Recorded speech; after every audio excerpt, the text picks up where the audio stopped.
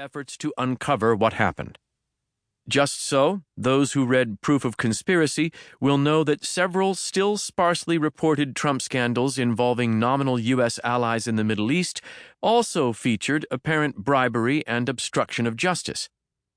In Proof of Corruption, this same coupling of offenses reappears, not just in the president's public and clandestine dealings with Ukraine, but also in his back-channel negotiations with China, Turkey, Israel, Venezuela, and even domestic political donors pushing supposed miracle drugs during the ongoing COVID-19 pandemic.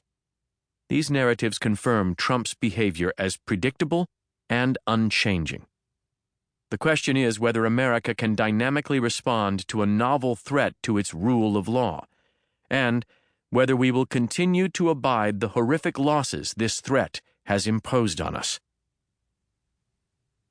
The word corruption, applied to a U.S. presidential administration and its foreign policy, denotes a perniciously systemic penchant for four types of activity: criminal activity enumerated as impeachable by the U.S. Constitution,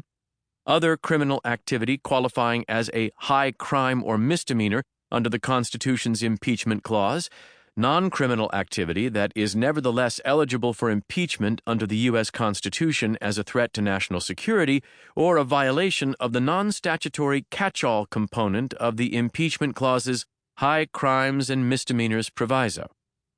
and non-criminal, non-impeachable conduct that indicates a president is unfit to serve as a matter of ethics, conformity to democratic norms, and commitment to the rule of law.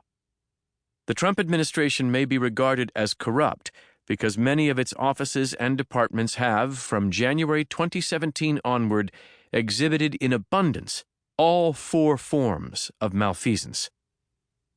If the impeachment and trial of President Bill Clinton in the late 1990s ultimately focused on conduct unrelated to the president's execution of his official duties, President Trump's impeachment and trial could not have been more intimately concerned with the responsibilities of the nation's highest office and the federal statutes that ensure politicians remain faithful to voters. The criminal statutes in play in the narrative this book unfolds include the following: bribery, extortion, illegal solicitation of foreign campaign donations, obstruction of justice, wire fraud, bank fraud, conspiracy, aiding and abetting, witness tampering, making false statements to Congress or federal law enforcement, perjury, the Logan Act, and the Hatch Act. Non-criminal impeachable offenses appearing in the narrative include abuse of power, obstruction of Congress, violations of the presidential oath of office, and breaches of the Constitution's emoluments clause. Two additional offenses investigators are considering with respect to individuals discussed in this book are Foreign Agent Registration Act, FARA crimes, and money laundering. Above all, however, the question remains whether Trump is a national security risk as a result of foreign compromise,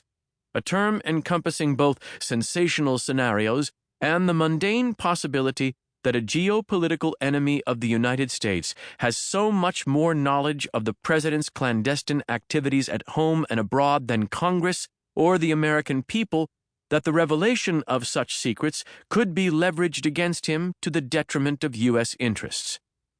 Compromise can also occur if America's head of state has so many pecuniary conflicts of interest and countervailing motives that he cannot be trusted to uphold his oath of office, conform to the norms of international diplomacy, or put the safety and security of the United States ahead of personal avarice or ambition.